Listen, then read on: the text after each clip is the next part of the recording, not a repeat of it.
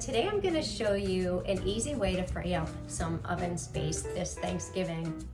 I'm going to show you how to make your stuffing, or technically called dressing because it's not, inside the turkey in a crock pot. If you have one of those new style crock pots that will allow you to brown and saute things, kind of like the same way an Instant Pot will, then you can, that's a bonus, because then you can melt your butter, saute your onions and celery and carrots, and if you're using garlic, in the crock pot, and then add your other ingredients and just turn it on low for 4 hours, and you've just freed up a bunch of oven space. So here I have, this is one of my homemade sourdough sandwich loaves that I made at the beginning of the week. So let's go ahead and get started. We're gonna cut this loaf into about 1-inch cubes. So I'm cutting it just like that.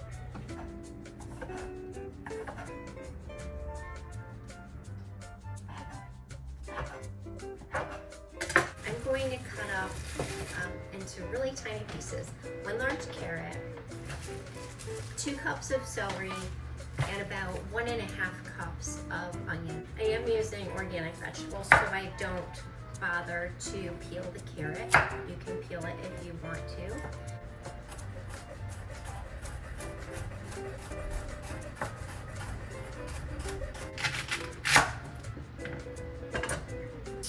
I probably told you before in other videos, but I always save the ends of the celery and the carrots that I cut off, and I put them into a freezer bag for when I make bone broth.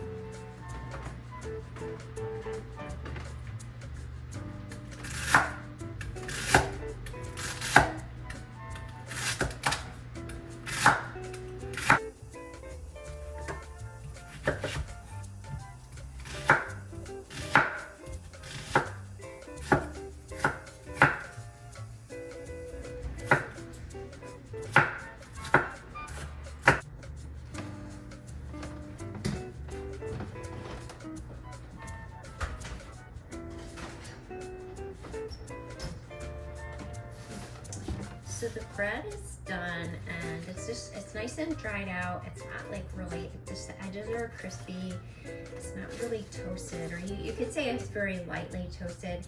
And that was at 250 for 20 minutes.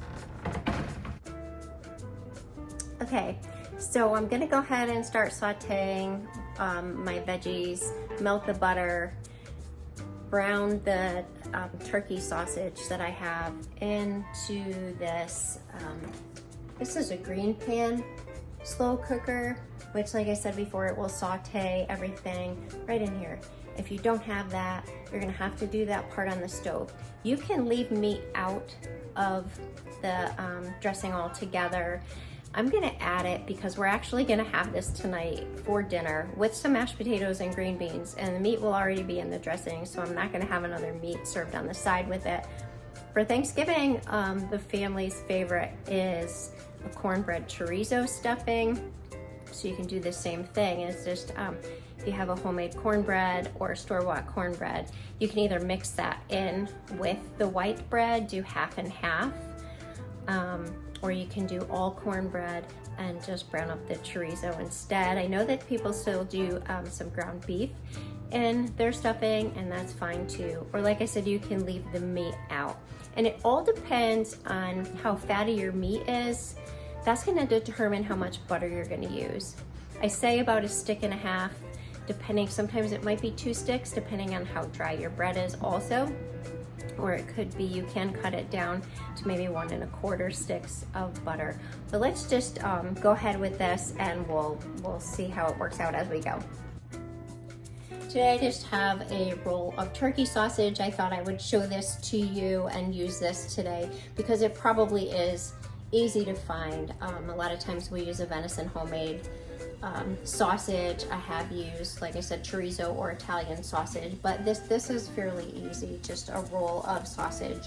They do have this in pork. I like to use the turkey.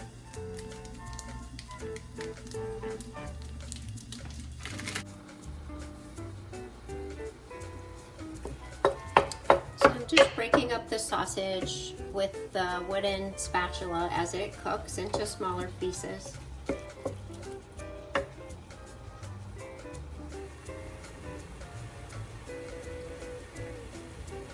So now that the sausage is finished browning, I'm gonna go ahead and put all the vegetables in. You can see the fat and the liquid content that was in the sausage after browning. It's up to you if you want to leave that in. There's a lot of flavor in there, so that's why it is usually cut down on the butter and the amount of broth if needed, and just go ahead and leave that in the crock pot.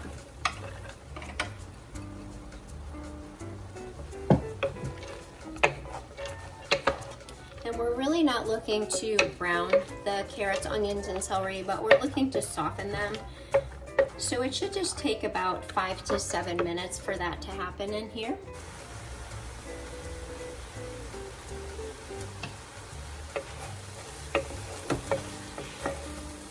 This smells so delicious.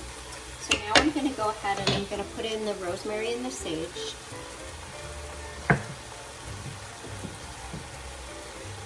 I'm going to put about a teaspoon of salt.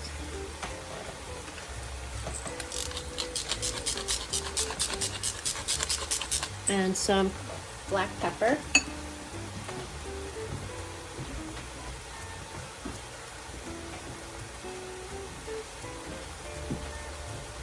I'm going to carefully put the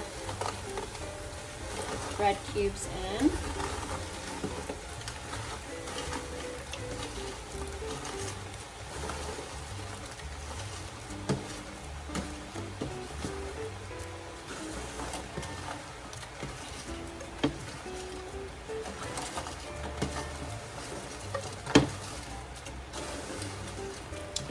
Just in case I didn't say it at the beginning of the video, this is a standard size loaf of bread made in a 9x5 pan, and it does come out to be 1.5 pounds. So if you wanted precise measurements and you're going to use any store-bought bread, I really like using leftover stale bread. Like I've used bagels before, hot dog and hamburger buns that are leftover, anything that's just like one piece or the heel of the bread that nobody wants. Although here in our house, everybody wants that.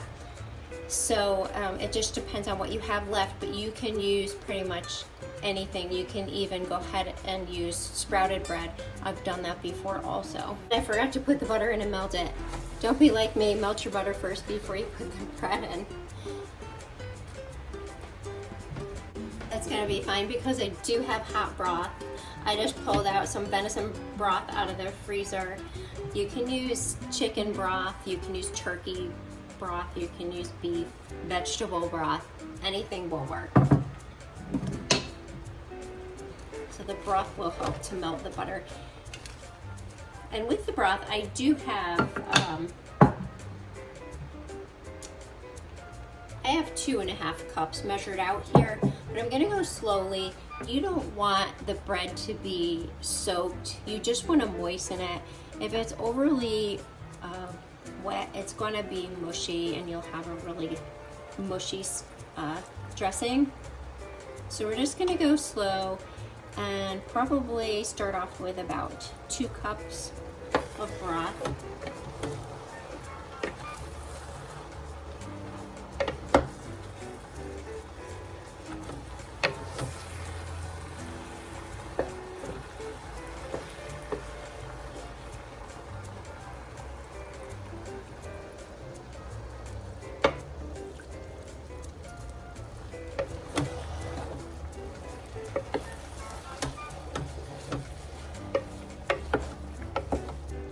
And that's all I'm gonna do as the 2 cups. You don't want to over mix it, just be very gentle because then your bread will fall apart. It depends on what kind of bread you're using. And I'm gonna go ahead and turn the saute function off. And now I'm going to set my slow cooker on low for 4 hours.